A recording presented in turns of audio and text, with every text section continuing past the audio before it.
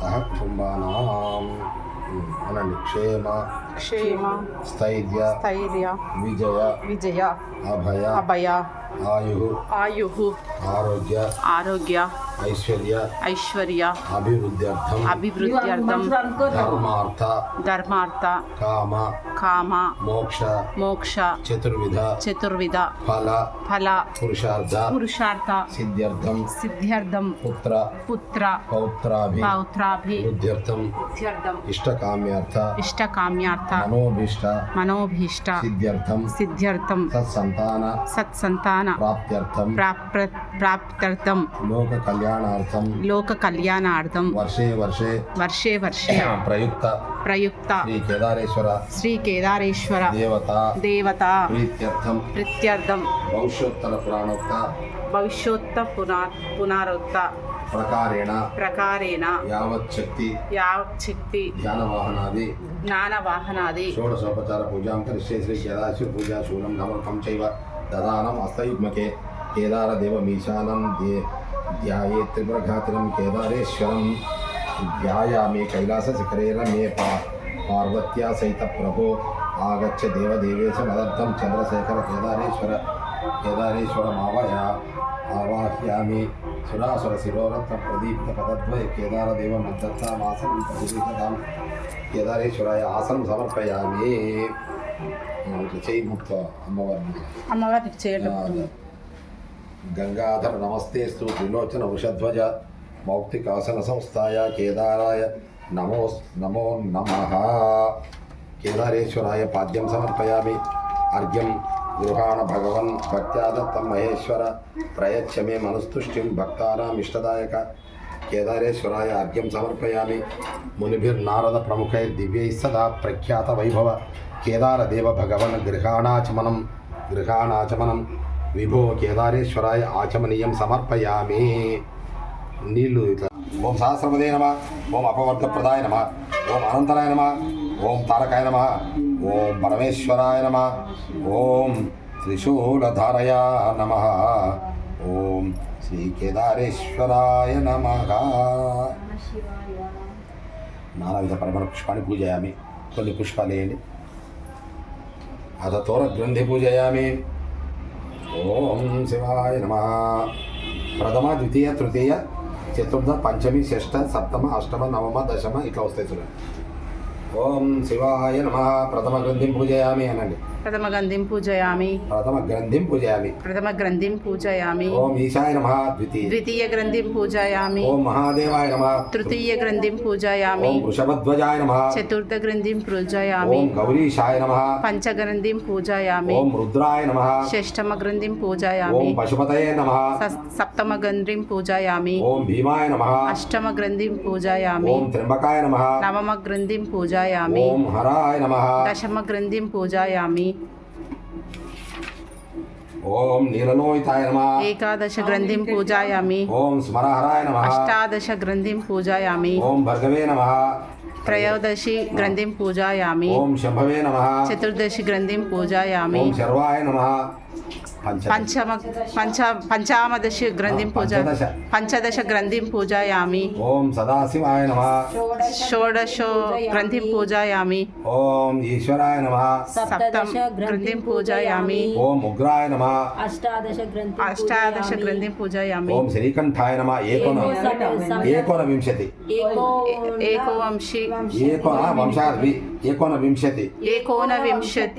గ్రంథిం పూజయామి. ఇంకోటి ఇప్పుడు వింశతి వస్తుంది.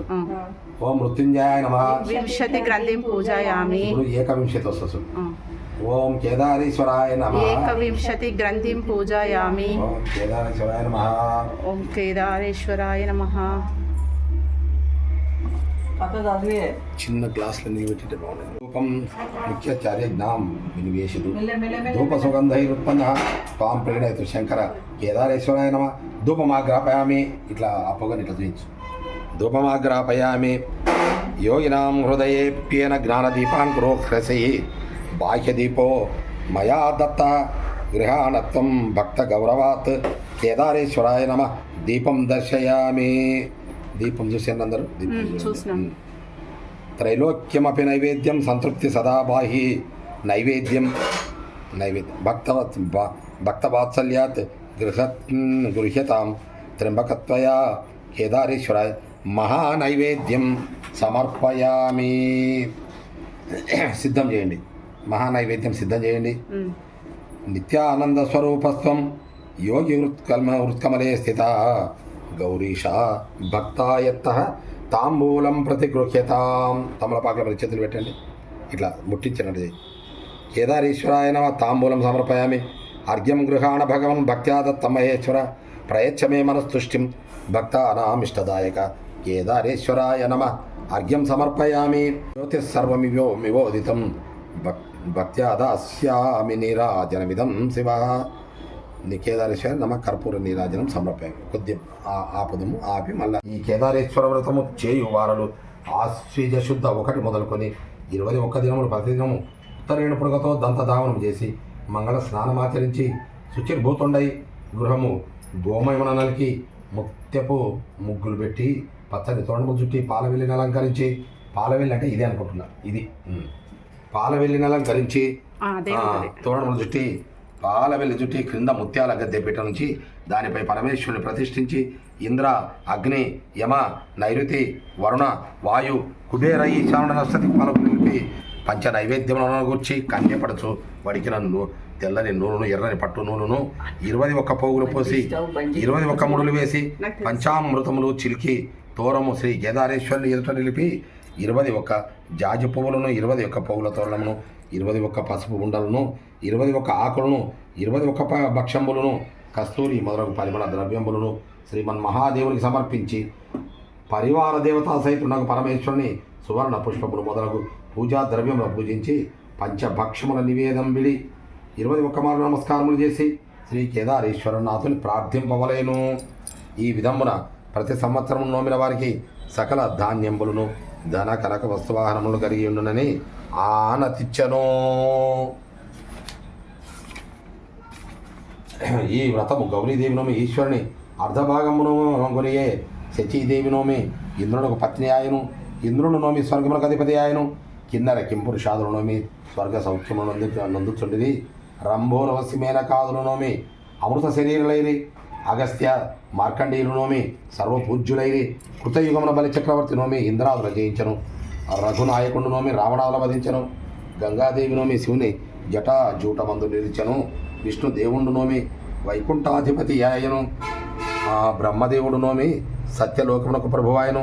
బ్రహ్మదేవుడు కశ్యప బ్రహ్మను పిలిచి 4 యుగముల నుండి వారిచే కేదారేశ్వర వ్రతం నోమింపమని ఆజ్ఞ ఇచ్చాను. అంత కశ్యప ప్రజాపతి స్వర్గమునకు పోయి చతుర్యుగముల ఎందును కేదారేశ్వర వ్రతం నోమింపుతామని ఇంద్రుడికి సెలవిచ్చను. ఇంద్రుడు 3 లోకముల ఎందు వారిచే నోమించను. లక్ష్మీదేవి నోమి విష్ణుమూర్తి యొక్క వక్షస్థలమున నివసించను. రోహిణీదేవి నోమి చంద్రులకు భార్య అయ్యను. సరస్వతీదేవి నోమి బ్రహ్మదేవుని వాక్కు ఎందుండెను. హరిశ్చంద్రో నలో రాజా పురుకుస్సు పురూరవ సగరో కార్తవీర్యశ్చ షడైతే చక్రవర్తిన. ఈ 6 నోమి చక్రవర్తులను మహారథులైరి. ద్వాపరమున ధృతరాష్ట్రుని భార్య గాంధారి నోమి 100 కుమారులను ఒక కుమార్తెను గనియే. పాండురాజు భార్య కుంతీదేవి నోమి ధర్మజ భీమార్జునుల అగ్రసాదేవులు గనియే. అర్జునుడు నోమి పాశుపతాస్త్రమును నేను. ఈ పాండవుల 5 నోమి బహుకాలంబు రాజ్యంబు చేసిరి. అంతటా కలియుగంబు ప్రవేశింపగా మానవులు పాపము చేసి యమలోకమునకు పోచుండా యముండు బ్రహ్మదేవుని కడకేగి కొందరు మాత్రము ధర్మము తప్పక శివలోకమునకు పోయిరి.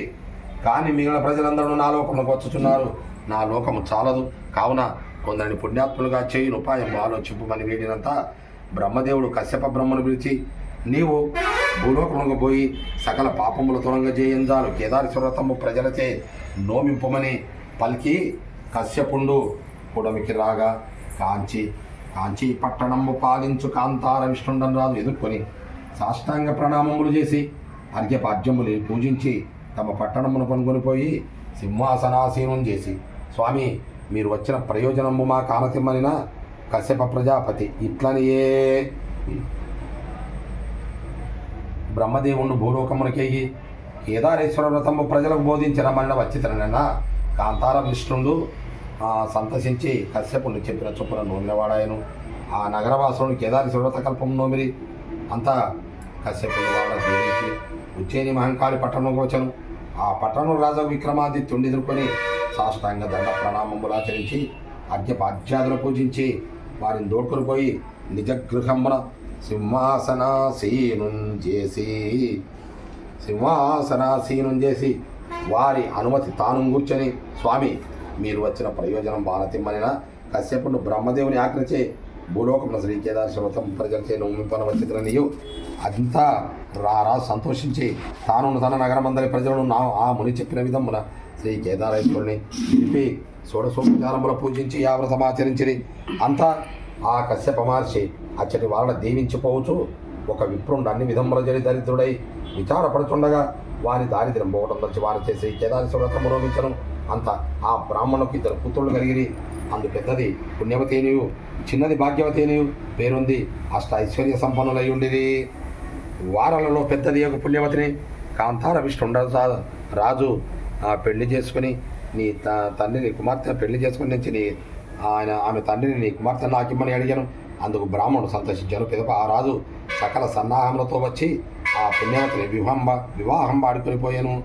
అటు వెనుక ఉజ్జయిని మహంకాళి పట్టణం పాలించు విక్రమాదిత్యుడు వచ్చి భాగ్యవతి అని ఈ చిన్న కూతురుడు నాకిమ్మని బ్రాహ్మణుడు ఎడగగా ఆ విప్రముఖ్యుడు సంతసించను.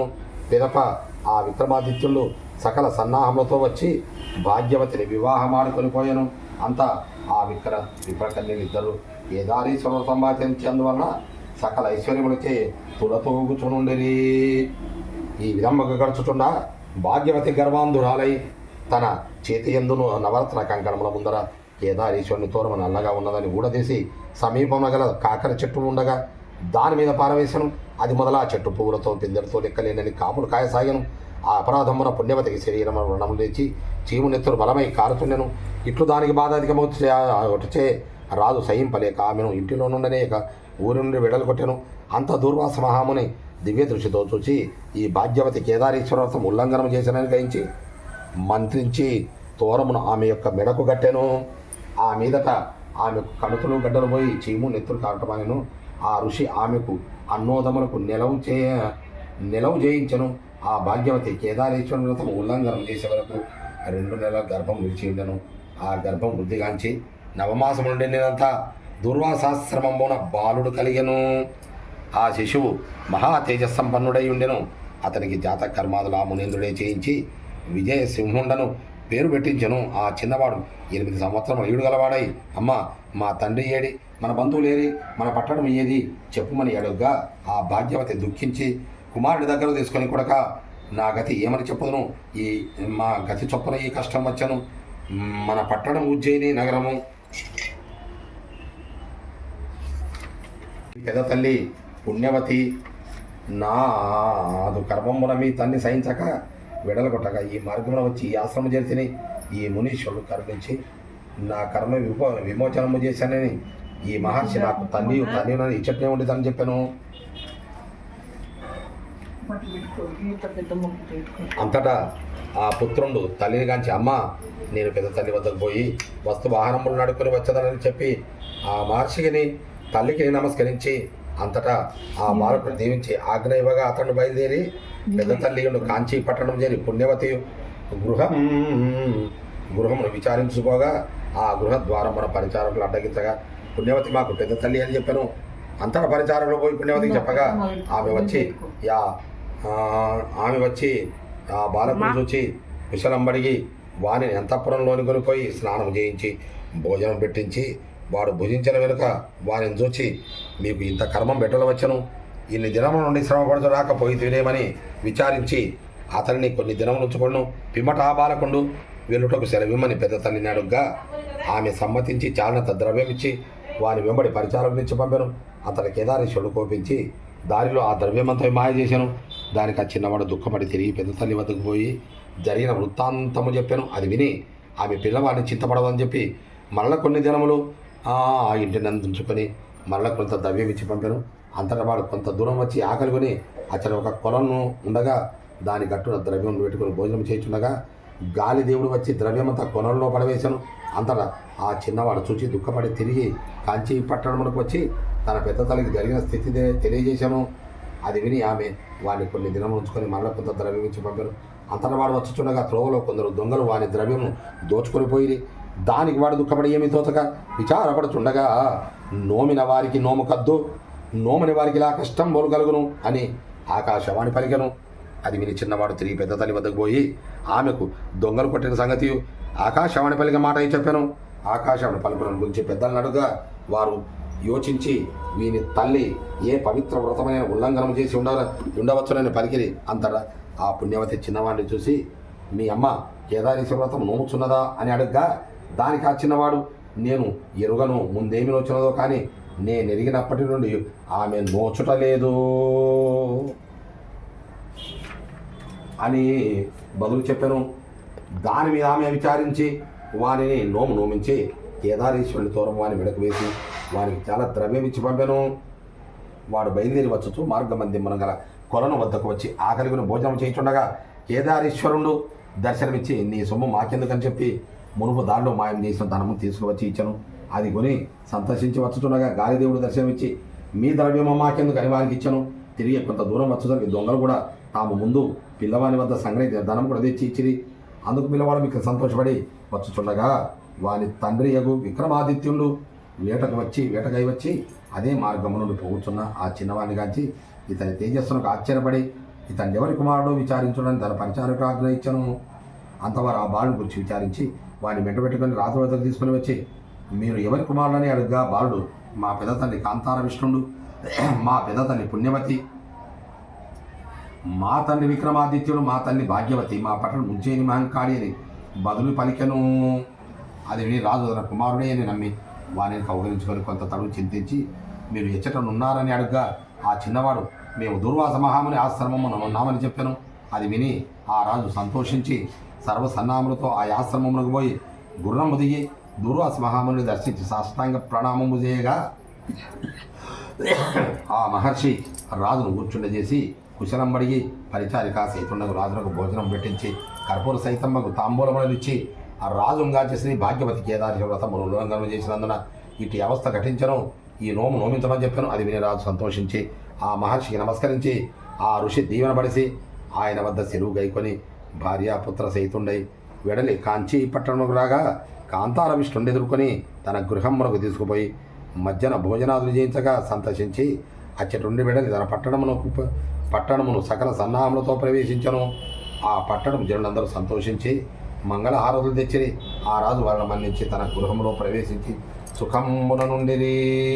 అటు తర్వాత గోదాన, అన్నదాన, గజదాన, అశ్వదాన, భూదాన, హిరణ్యదాన, వస్త్రదానములు చేసి సకల సామ్రాజ్య పదవితో సుఖంబుగా నుండిరి. ఈ కలియుగమునందు కన్యలు నోమితే కళ్యాణమును, గుడ్రాలు నోమితే కుమారులు కలుగుదురు, వితంతువులు నోమితే భాగ్యము కలుగును. ఎవరెవరు ఏ కోరికలు ధరించి నోమితే ఆయా కోరికలు నెల పొందుదురు. ఈ నోము నోమితే భోగ మోక్షములు కలుగును.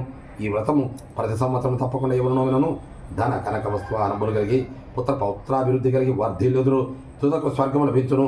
ఈ కేదారేశ్వరుని పేర గుడులు, వనములు, తటాకంబులు, నూతులు, ధన నిక్షేపములు, అగ్రహారములు నిర్మించిన వారు సకల సుఖములను అనుభవింతురు. ఈ క్రమమున వ్రతము తప్పకుండా నోమిన వారు స్వర్గ ప్రాప్తి నొందుదురు. వ్రతము తప్పినా భక్తి తప్పినా ఫలము తప్పదు. ఈ నోము ఎవరు నోమినను, ఈ కథ ఎవరు రాసినను, చదివినను, విన్నను ఆయురారోగ్యములు కలిగి అష్ట ఐశ్వర్యములు కలిగి ధన కనక వస్తువారములు కలిగి పుత్ర పౌత్రాభివృద్ధి కలిగి ఆ చంద్ర తారార్కముగా వర్ధిల్లుదురు. స్కాంద పురాణాంతర్గత శ్రీ కేదారేశ్వర వ్రత కథ సమాప్తము.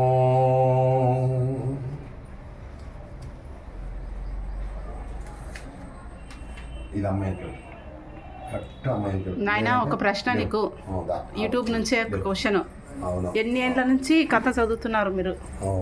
నేను చిన్న పిల్లవాడిని ఉన్నప్పటి నుంచి మా ఇంట్లో సహజంగానే చిన్నప్పటి నుంచి మేము ఈ కేదారి నోములు నోముతున్నాం, కేదారేశ్వర నోములు.